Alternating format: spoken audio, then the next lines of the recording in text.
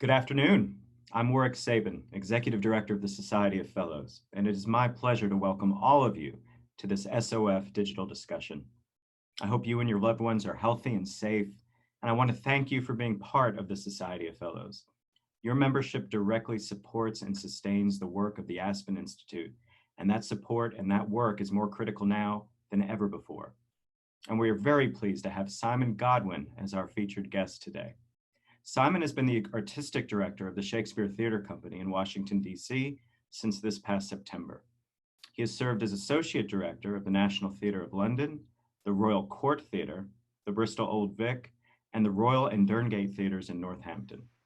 He has directed many world premieres, and in 2012, Simon was awarded the inaugural Evening Standard Burberry Award for an Emerging Director. And Simon will be in conversation with our own Dr. Eric Motley, Executive Vice President and Corporate Secretary here at the Aspen Institute.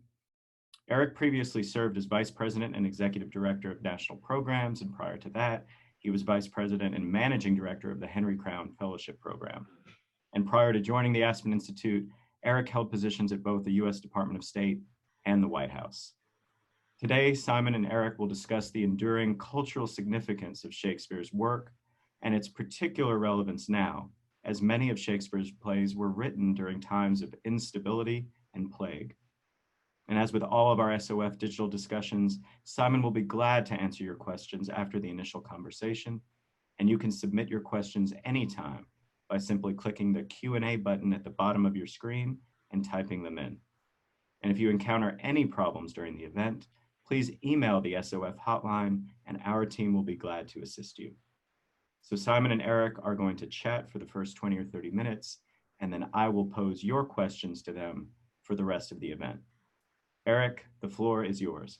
Thank you, Warwick. Simon, hello.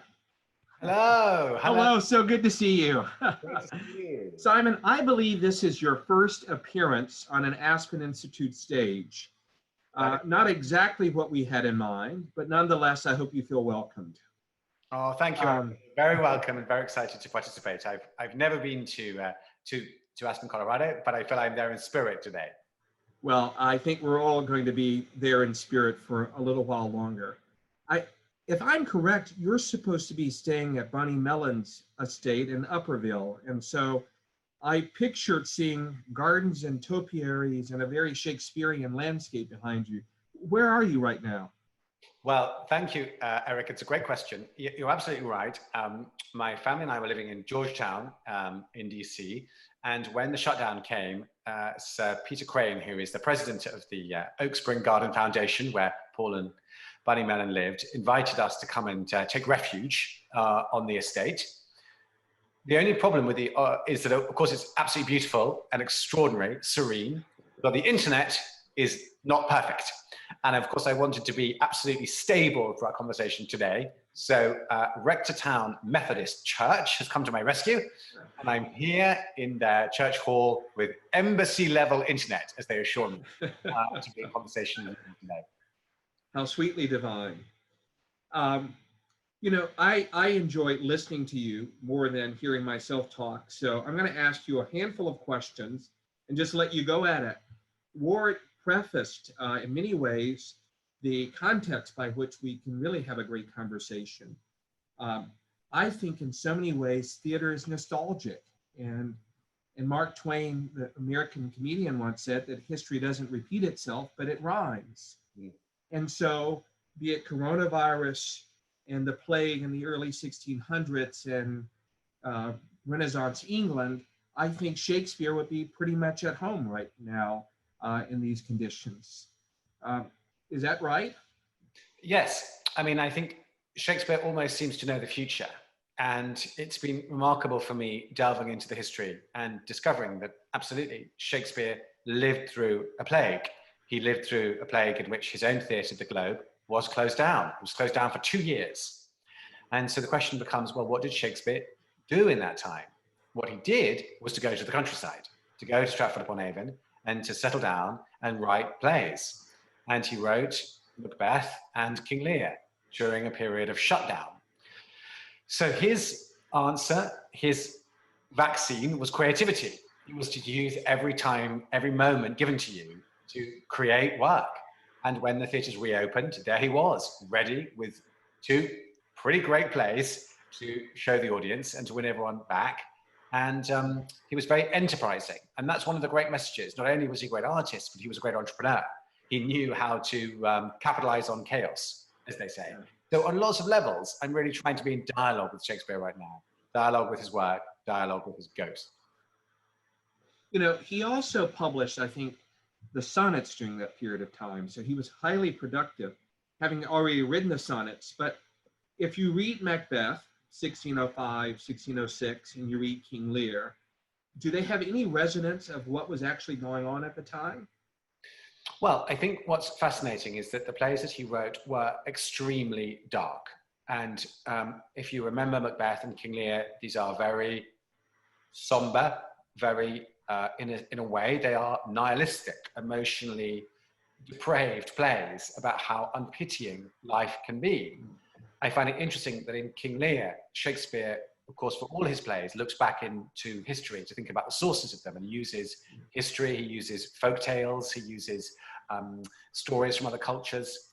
But he was the only writer to decide that Cordelia, King Lear's daughter, with whom he separated at the beginning, reunited at the end, but only in Shakespeare's version does Cordelia die.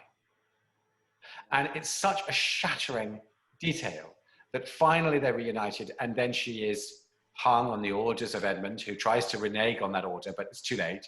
She's killed. And we have this scene of King Lear carrying in his dead daughter. And Dr. Johnson said in the 18th century, he found the scene so unbearable, he couldn't watch the play. Yeah. So here's Shakespeare coming up with an extraordinarily unsentimental account of humanity and the tragedy and the pain of living. But this is the other paradox about Shakespearean tragedy. Why is it that we enjoy and gain strength from watching terribly sad stories? And it's as if Shakespeare realized that in times of suffering, you need to accept and confront the suffering. But in a way that means that when you leave those stories, when you leave the theatre, you feel strangely renewed. And that's a bizarre paradox. To watch the saddest stories actually help us feel stronger. Nietzsche said, the reason it works like that is because we are made the survivors. It's as if we have witnessed the plague and lived through it. And that feeling of survival is so intrinsic to the happiness of a human being. So Shakespeare, in a sense, dramatizes the plague in tragic stories and puts them on the stage so the audience can live again and triumph over the adversity that they themselves have suffered. How insightful.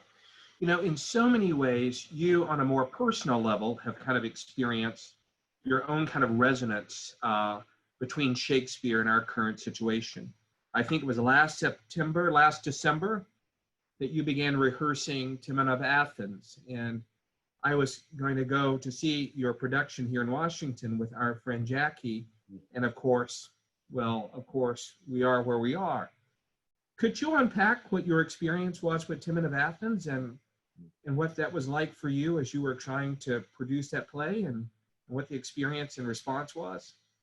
Well, Eric, it's a great title to discuss today because Timon of Athens, one of the very lesser known plays of Shakespeare, very rarely performed, especially in America. So I've only seen it once. Okay, yeah, good. And so in a way, it's an exciting play to produce because people don't know the story. It is like a new play. But the story in a nutshell is Timon is, in the original, it's a he. In my production, the he became a she, played by the great Shakespearean actress Catherine Hunter. But in the original, Timon is a very successful philanthropist who is doing very well and enjoying spreading his wealth with all of his friends and very good causes. And then at the end of the first half, Timon's accountant arrives and says, Timon, you're running out of money. In fact, you haven't got any left. And Timon goes to his friends and says, oh, I'm really having a hard time. Will you help me? And all the friends really find excuses not to. And so Timon goes from being a great lover of humanity to someone who has great despair in humanity. And the second half of the play, Timon goes to live in a cave, alone, exiled, furious at the state of the world, and dies of heartbreak. So when I opened the play in New York at the beginning of the year, people enjoyed the show, but they said, this strange story of somebody that goes from such highs to such lows so quickly, it could never happen. And I had some sympathy with that view. And then we brought the show to Washington, and it was very well received. But some people said the same thing. It's a strange story, isn't it? Not very plausible. And then in the penultimate week of the show, the news came, theatre must close. The world has changed overnight. And we all found ourselves trudging home to our, of course, respective self-isolated caves, wondering what's happened to our world and where has it all gone. So a play that became, well, moved from feeling a bit obscure to being a most remarkable prophecy and description of our current time, which really reminded me that Shakespeare is the prophet. It seems that in that period, Renaissance England, the lights were probably off just as much as they were on in the theaters. What we are experiencing now is going to be a very prolonged experience. I don't anticipate us going back to the theater as we have collectively experienced the togetherness for maybe the fall, the autumn, if not the winter. How can theater survive? How did the theater survive in Elizabethan times? How are you thinking about production, the theatrical experience, the stage, and the audience? Well, in the Renaissance, how Shakespeare's troupe survived was that they toured work to the regions. They got out of the plague centres, the hotspots of the plague, which was the capital city, which was London. And they were able to bring in some revenue from loading their things in the back of a cart, turning up in fields, small towns and small villages, and doing their repertoire. Of course, what Shakespeare had on his side was an open-air theatre, which is a much safer place in terms of a pestilence and a flu and a pandemic than anywhere else. So actually, one thing we're thinking about is, will open-air theatre make a return? There's an absolutely beautiful outdoor space for worship in Upperville that Paul and Bunny Mellon funded and got built next to the beautiful church there. And it's a great site, and it makes me think, oh, I'd love to try and do some Shakespeare there one day. But in the meantime, what do we do? Well, I think we have to recognize that, as Shakespeare said, all the world's a stage, but now all the internet is a stage. So we are doing online discussions. We have a thing called the Shakespeare Hour, which we've started doing every week, which is a live webinar where we talk about Shakespeare and folks can ask questions, and we have Shakespearean actors and academics on to talk. And these are just simple ways of keeping the Shakespeare flame alive. I'm also fortunate because I was based at the National Theatre before I came to Washington and directed Twelfth Night and and Antony and Cleopatra for them. And they were filmed for NT Live, and they have been shared now across the globe as part of that project. The National Theatre has been sharing those broadcasts free of charge. And I'm delighted to say that Twelfth Night got nearly 1 million views. So the appetite for Shakespeare is still huge. And it's about recognizing and nurturing that appetite until we come back. I mean, there was an article in the New Yorker about 9 months ago, really speaking to this idea of why Shakespeare still matters. And there are still so many schools here in America whose general curriculum no longer includes Shakespeare, or less of Shakespeare. And at most, you'll graduate just knowing Shakespeare and Romeo and Juliet. How do we keep Shakespeare alive? Why is Shakespeare so relevant? Why is Shakespeare so important to our literary canon? Well, I think that Harold Bloom, amongst many other great critics, has talked about how Shakespeare has almost fashioned the modern self, that his influence is so enormous and is so strongly present in pretty much every writer that's come after him, that to read Shakespeare is to read the wellspring of Western civilization. The references, the linguistic innovation, the relationship to character, the relationship to emotion. He is the grammar through which we see the world. And if we don't have that grammar, we are blind to that which has been made after him. How do we keep him alive? Well, of course, fundamentally, we keep producing his work. And one produces his work not in a dusty or scholastic or museum-led way, but through very inventive and urgent and exciting productions. Often, Eric, people say to me, Simon, why don't you do Shakespeare productions in the dress of the Elizabethan period, in period costumes? And I say to them, Well, we know very little actually about the original performances of Shakespeare's plays. I think it's fair to say we have one sketch of one performance. And in that sketch made by a contemporary standing there in the Globe, the sketch very clearly describes the fact that the actors are wearing the same clothes as the audience. Shakespeare did his own plays in modern dress. He wanted his plays to reflect the reality of those people who were watching the show. So for us to put his plays in Elizabethan costumes, he would find very strange because he was only ever writing plays about now. Yes, when it came to the Roman armies, there was a helmet or the odd breastplate, but fundamentally they were of their moment. So when we produce his plays today, I think it's terribly important that we draw exciting contemporary parallels because that's serving the spirit of Shakespeare rather than the letter of Shakespeare. And as we know from religion, it's the spirit that matters and not the letter. Simon, I want to ask you a couple of personal questions and then we'll pivot because the audience always has more brilliant questions than I could ever compose. You left the United Kingdom's National Theatre and the Royal Shakespeare Company, having achieved enormous success. What brought you to Washington? What brought you to America? Wow. Well, that's a wonderful question, Eric. Thank you.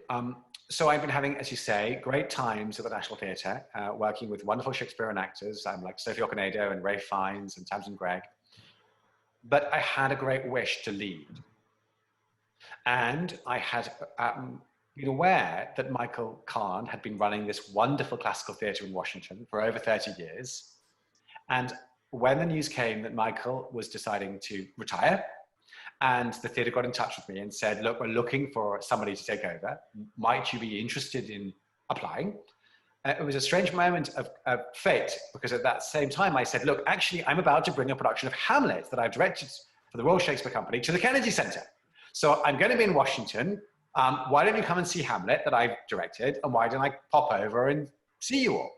So they came to see Hamlet, the board, and they enjoyed it. And I went to meet the search committee and I had a great experience. And they showed me the two theaters, which felt wonderful and atmospheric and versatile. And the idea, in a way, of stepping out of English history and coming to this, still in my imagination, new land, the land of opportunity, the land that is historical, yet free maybe of the burden of history. And let's not forget that in Britain, people know all of these plays almost ad nauseum. That's all they ever see, Shakespeare, Shakespeare, Shakespeare. So the fact that actually America is less drenched in them is exciting for me because it's possible to come at the plays with a new kind of energy and a new kind of interest. And I was excited to meet the audiences, and I was excited to, of course, be in Washington, which is an amazing city. So in so many levels, it gave me a chance to do something that I couldn't do in Great Britain. And of course, you know that our very own Michael Klein, who's a Shakespeare aficionado, is both on the board of the Aspen Institute and chairs your institution's board. Yeah. Quite, and why it's particularly magical for me to be able to speak at the Institute today, because Mike has been such an incredible supporter of the theatre. One of our theatres is now called the Mike Klein Theatre in honour of him, and was absolutely instrumental in bringing me over. I remember having a wonderful dinner with him in London, where we were kind of negotiating about how it could all happen. And he's been very important to me and to my family ever since that moment. I want to talk to you about what your desired outcomes are. Your last season was innovative, it was diverse, it was communitarian. And Michael Kahn had a great reputation here in Washington, but I think you have focused some of your energy on reaching the unreachable and going to the far corners of Washington and the region. Could you just say a bit more about that? Absolutely. So Shakespeare was himself an extremely diverse writer. And why his plays are so brilliant is because he was writing for the widest cross-section of people. We know that the very aristocratic, educated elite would be in the expensive seats. And we know that the absolute man and woman on the street would be in the very cheap seats, well, not even seats, standing up in the groundlings. And he wanted everybody to be held captive by his work. And that's why I think they speak on so many different levels. So any kind of classical theatre, if they want to be what I'd call classical, has to be diverse, inventive, and inclusive. And indeed, the word classic doesn't mean old, it means excellent. And so my job is to find a series of plays that are linked by excellence. And that might include, of course, it will include plays by Shakespeare, but this season I was thrilled to present The Amen Corner by James Baldwin. Now, that for me is a classic. It's a slightly overlooked classic, but it's a classic nonetheless. And it was very exciting to take a play that was premiered at Howard University in Washington in the 1950s and not seen since, and be able to bring this play with an entirely African-American company, amazing play about leadership, the church, female power, and stage it to a very diverse audience, to many thousands of people who'd never come to the theatre before. And I hope we'll return to see the Shakespeares and everything else we do. So yes, my job is to serve Shakespeare, but it's also to widen the canon and widen our reach and widen our community. And you have a very innovative program at school children throughout the city. Could you just say a bit more about that? Yeah, I mean, the DC Shakespeare program, it allows pretty much every public school in the district to see matinees free of charge. Mm-hmm. And before that, we send teachers to the schools to tell the kids about the play and get the children to come up with their own versions of the story. So it's very much in their hearts, they're very much in their minds, very much even in their souls. And then they come and see the shows and they have a Q&A with the actors afterwards. So returning to your point, Eric, about how do we keep Shakespeare alive in America? It's absolutely about doing the plays, but it's also about creating bridges and links so that people fall in love with Shakespeare early. Because as we know, the loves that are born in our hearts when we're 7, 8, 9, 10, those are the loves that stay with us forever. Simon, I love to know what people are reading. And I'd like to ask you 2 questions. One is, what is a Shakespeare play that you keep returning to time and time again? It won't let you go. It won't let you go because you've never really figured out the staging, or you've never figured out the nuances of language. You've never let it go because it's just complicated. For all the Shakespearean reasons, it's complicated. That's one. And then when you go to sleep in the evening and you have a book of poetry, because everything is poetic in Shakespeare and in theater, and when you have biography and when you have nonfiction, what are you reading? Oh, that's wonderful questions, Eric. Thank you. What a pleasure to answer those. So I'm going to say 2 plays of Shakespeare that I think about a lot. So we know that he wrote these tragedies during his time away from the theatre during the plague. And so what happened was that, so then having reached the extreme level of tragedy with the death of Cordelia, it's almost as if Shakespeare doesn't know where to go next. How can it get any worse? So then he comes up with a whole new tranche of plays for the last years of his life. And these plays are no longer simply love stories or comedies, no longer simply tragedies. They are what we call now romances. And the thing about the romances is they have happy endings. And they have happy endings that are based on ideas of reunions, rejuvenation, and magic. And you'll remember The Winter's Tale, where Hermione, the queen, is accused of infidelity by her jealous husband, Leontes. She apparently dies of heartbreak and shock when she's wrongly convicted. And then 16 years later, at the end of the play, Leontes is brought to see a statue of his dead wife. And he's very surprised because the statue looks very lifelike. And gradually, what happens is that he discovers that she has not died. That in fact, his wife is in front of him. And the statue comes to life.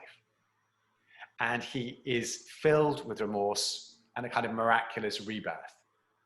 It's as if Cordelia does not die, that actually somebody has kind of kept her away to be restored in a moment of grace. So Shakespeare moves from being the nihilist to the optimist. And that optimism, that feeling of rebirth is so intrinsic to our needs right now that I think often of The Winter's Tale.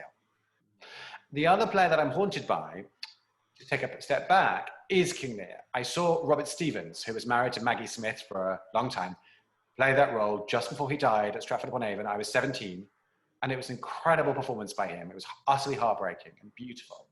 And whenever I read the play now, I think, oh, it's so complicated, it's so long. I've never directed it, but I would love one day to find my King Lear and to make people cry like I cried when I was 17 in Stratford-upon-Avon when I saw Robert Stevens play the role. What am I reading when I go to bed?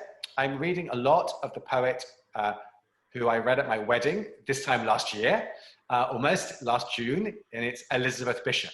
I find her tender, mysterious, poignant, and yet very life-affirming. And so Elizabeth Bishop is the person I'm spending my last hours or last minutes of the day with. As you spoke about King Lear, of course, I came to mind also. In that last cycle was also the Tempest and Pericles, and they all kind of revolve around this motif of loss. I was remembering here two great actors in Paul Scofield and Sir John Gielgud at Stratford who played those roles just masterfully. Mm. When you think about the directors and actors that are in the pantheon of greats that you constantly use as kind of your markers, who are they? Well, Eric, I would have to say Ralph Fiennes. I have had the pleasure of working with him twice on Man and Superman, a wonderfully long George Bernard Shaw play in which he played Jack Tanner quite brilliantly, and most recently on Antony and Cleopatra, where he was the most incredible Antony. And Ralph always speaks about his own relationship to the history of acting and how he saw Anthony Hopkins play Antony at the National Theatre with Judi Dench. And ever since that moment, he wanted to play Antony one day on the Olivier stage.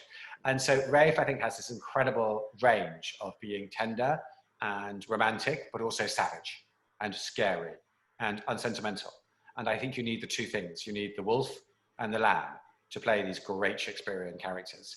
So Ralph's up there for me.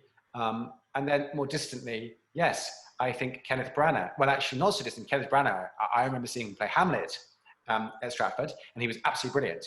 More distantly than that, I think Derek Jacobi is a wonderful actor that I think about. And of course, Paul Scofield, you're absolutely right, having seen only the film of his King Lear, was absolutely breathtaking. I was at the University of St. Andrews in Scotland, and I was not as familiar with the Scofield Shakespearean repertoire, having just been led to Scofield through A Man for All Seasons. Mm. And he was awarded an honorary degree during my graduation ceremony, and we were seated next to each other. Mm. And we enjoyed a long pen palship until he died, and a wonderful collection of letters. And I remember asking him if he would come and speak to a literary group that I was in charge of. And he said, I will read to you. I'll read to you Shakespeare. But Eric, don't confuse me for Shakespeare. I'm just a vessel, you know? So the celebration has to be about Shakespeare, not about me. But I think, Eric, that's a beautiful comment of his that resonates for all of us, because I think we know from music, it's not about playing the music, it's the music playing you. Yeah. Something Peter Brook, the great Shakespearean director, wrote this marvelous book, this one book on theatre that I encourage everybody to read. It's The Empty Space. It's very short, absolutely profound. And Peter talks about having an empty space inside you, clearing away a room for Shakespeare to come through you, just speak through you. And that, I think, is also why Judi Dench is so brilliant, because you have no ego. It's not about Judy, it's about Shakespeare. And I think Paul Scofield had that too. It's a kind of modesty as well as genius. So yeah, they're great examples. And who would be the American directors? Well, I mean, it's been exciting for me learning about Michael Kahn's extraordinary work as a director of Shakespeare. Clearly, those productions have been very influential. Eileen Atkins described to me working with Michael on As You Like It, her playing Rosalind for him decades and decades ago, and described it as one of the great experiences of her life. And it's been wonderful talking to people in Washington about how important those productions of Michael's were to folks.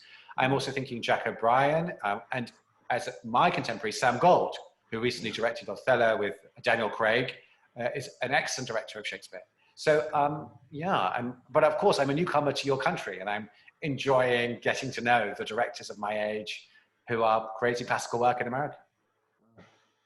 Well, until we could have all the Society of Fellows come to the Shakespeare Theater in Washington and meet you behind stage and see a production, the best I can offer is a number of them having questions now. And so, Warwick, I'd like to surrender my stage to members of our Society of Fellows who have questions. Right. Yeah. Absolutely, Eric. And please do stay on the stage. But terrific conversation, by the way, between the two of you, and as we knew it would be. Thank you. And we do have some great questions. I want to remind everybody who's out there that if you have a question and you'd like to submit it, just simply press the Q&A button at the bottom of your screen and type it in, and we'll get to it. But I want to start with a fun one that we got from Sophie. She says that you mentioned that you're spending this time staying in tune with Shakespeare's jokes. What are some of your favorite of his jokes, Simon? Wow, Sophie, thank you. Shakespearean jokes. Well, of course, Shakespearean jokes are notoriously hard to make funny because often they are the kind of stand-up of the Elizabethan age. And we know that he tended to employ famous clowns like Will Kemp, who would play a lot of the funny parts through the plays. And they would improvise. And I think that's why Hamlet tells the players in the scene where they are preparing the mousetrap to play in front of the king, not to extemporize, to keep on script, because I think that's the playwright going, sometimes these comedians have too much fun.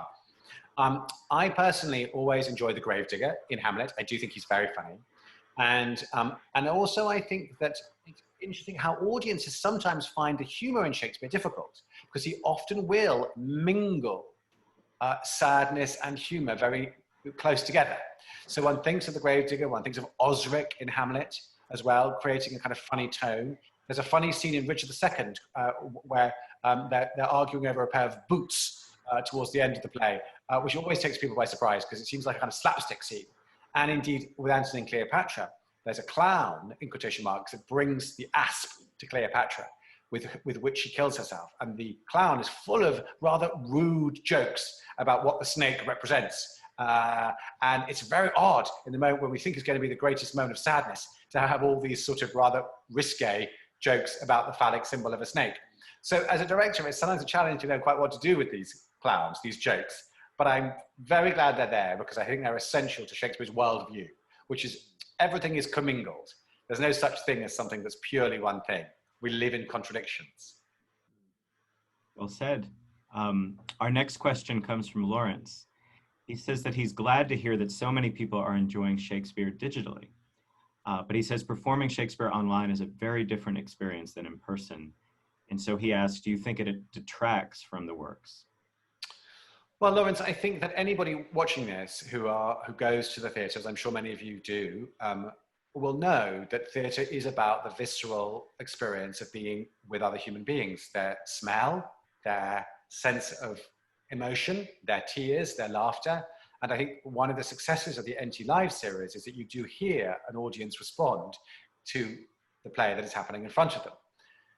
Having said that, there's no room for sentimentality in terms of if the stage is the internet right now, then as theatre artists, we have to pounce on it and we have to communicate and we have to energize and we have to lift people's spirits as best we can. But of course, not forgetting and not stopping dreaming of the moment when we can come together and hug and look at each other in the eye and feel each other, because that is part of being alive. And it's right and proper that we want that to come back. And related to that, we have a question from Stacy. She says that her teenage daughter is reading Romeo and Juliet for her English class. So she asks, what can I tell her? And how do we keep the next generation interested in classical texts and why they are relevant to their lives today? She says that TikTok versus Shakespeare seems to be the constant debate in her house these days. Great. Well, Stacey, thank you. First of all, I hope your daughter is enjoying Romeo and Juliet. A small story. I'm still meant to be going back to the National Theatre of London this summer to direct Romeo and Juliet. For those of you who have watched The Crown, it's going to be starring Josh O'Connor, who plays the young Prince Charles in the most recent series of The Crown, playing Romeo, and Jessie Buckley, a terrific actress that was in Judy recently, playing Juliet. Now, well, of course, we're trying to work out how we can do a socially distanced production of Romeo and Juliet, because how do you do kissing in a world where you can't kiss anybody is a puzzle that we're trying to work out. Now, the question of, and the other thing to say about Romeo and Juliet is for many years, really since Shakespeare wrote it, directors have been foxed by the question, because you'll remember in Romeo and Juliet, in the story, the friar sends a message to Romeo, who's banished in Mantua, about what's happened, about Juliet having taken this potion and that she's actually okay, but she's going to appear to be dead, etc., etc. The message doesn't reach Romeo. And the message doesn't reach Romeo because plague has prevented the friar crossing the border to get to where Romeo is. And for centuries, people have gone, that's so implausible. How do you ever solve that? It doesn't make any sense. And yet again, Shakespeare is prophet. Now, that play is totally. But most importantly, about why to bring your teenagers and the people that you love in your life to Shakespeare. It's the question of, have you ever loved? Have you ever loved to the point whereby you cannot imagine your life, your existence without that person that you love? If the answer is yes, read Romeo and Juliet. Have you ever felt rage towards your family? If the answer is yes, read King Lear. Have you ever felt a sense of the divine coming into your life, however briefly? If you have, read The Winter's Tale. Shakespeare knows you, he knows your heart, and he wants to describe your own heart back to you. Wow, that's profound. Thank you. The next two questions we have are slightly more academic, but I want to make sure we get to them. Josh in San Francisco asks, how have improvements in technology impacted Shakespearean research? And what is the state of academic Shakespeare research today? And he says, for example, artificial intelligence, natural language processing, exploring the linguistic similarity between Shakespeare and Marlowe. Wow, okay, that's an excellent academic question, Josh, and Eric might also have something to say to that. I mean, I think of it because my wife is a conserver of paintings, and a lot of her work is now on X-rays and using advanced technologies to understand the layers of a painting. And you could say, I think, that using this technology, we are trying to understand about phraseology, because the whole question of authorship, of course, is very central to Shakespeare. With Timon of Athens, we think that probably Middleton wrote half of it. And one of the technologies now is to find phraseology that Middleton used, and only Middleton used.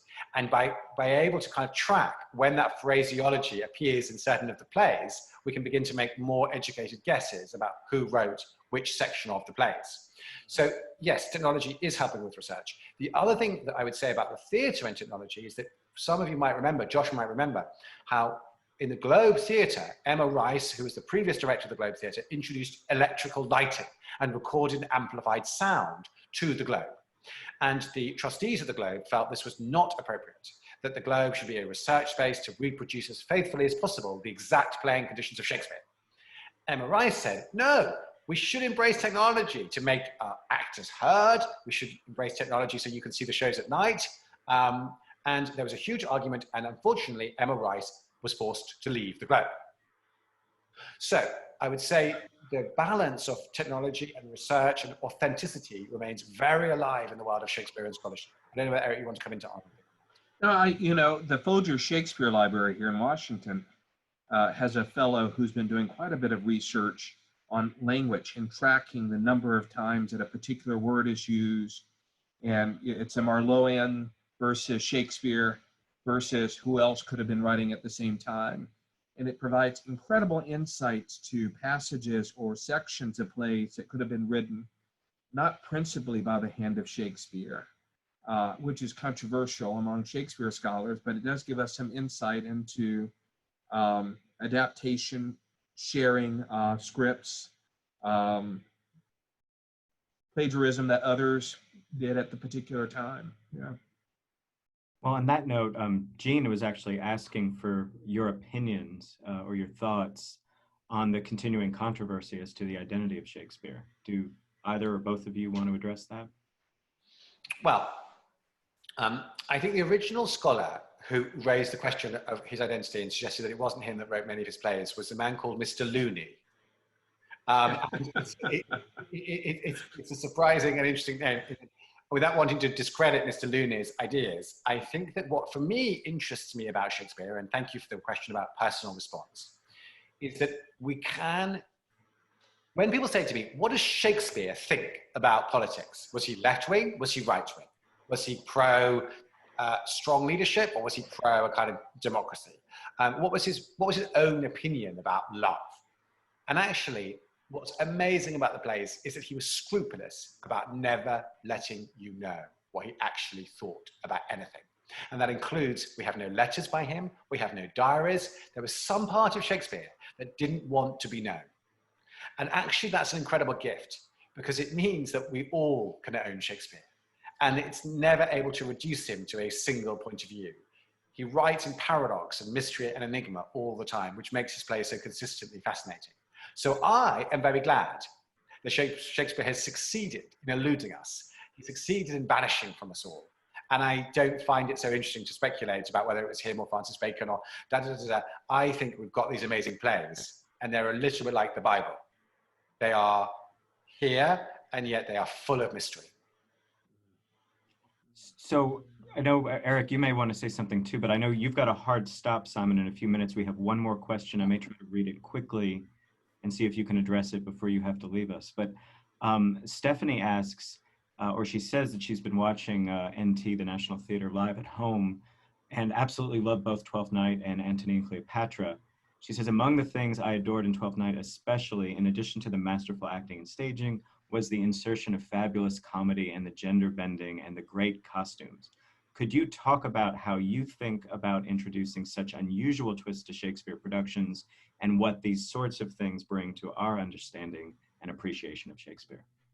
Well, Stephanie, thank you so much. It's wonderful to hear that you enjoyed 12 Nights so much. That means so much. And it's just a kind of testament to the wonderful, miraculous sharing that's possible today, that you could see that sharing, that you appreciated it. Yes, it was great fun.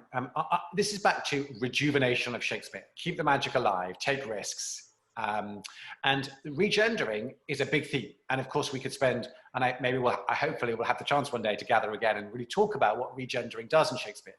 But I think the days of course, they were originally presented by a company of men only, but by a man, only done by men, is simply not our world. And if Shakespeare wants to continue to be relevant, we have to feel like he can have all persons on his stage telling his stories. So for me, it was very liberating taking Malvolio and making Malvolio up. And of course, because that gave a chance for Tamsin Greig, one of our great classical actors, to play this part. And of course, you can do wonderful things with her clothes and with dresses, and yellow stockings can become something much more crazy and fun. You'll remember the outfit that she wore. And you can add songs, which I believe you can. I mean, all the songs in Twelfth Night are either by William Shakespeare. Well, actually, they're all by William Shakespeare. They're either already in the play or they're musicalized versions of his sonnets, which Eric spoke about sonnets at the beginning. So I think the more you're serving the spirit, but you're freeing yourself from the letter, means Shakespeare will truly live for another 400 years. Wow, that's terrific. I have to say, this 45 minutes went by way too fast. This was a wonderful way to spend a Friday. So glad to have both of you in conversation. And as both of you have mentioned, we need to do this together again, maybe digitally, but hopefully in person as soon as it's safe to do so. But thank you so very much for joining us today. Thank you so much for having me. It's been a real joy. Thank you. Simon, you're an international treasure, and we're happy to have you here in America. We are, especially in Washington. Thank you so much. That means so much. And thank you to everyone that's tuned in today. Absolutely. Yeah, I want to thank everyone who joined us. I want to remind everyone who's a member of the Society of Fellows that our next event actually will happen on Tuesday. It's featuring Helen Fisher, the biological anthropologist and renowned author, who will discuss the drive to love, who we choose, and courtship in the digital age. And in many ways, it's a nice segue from what you talked about, Simon, because she'll be addressing love and how even more important, I think, these feelings and connections are during a time of pandemic. So we look forward to seeing everybody on Tuesday. Thanks again for joining us. Have a great weekend. See you soon.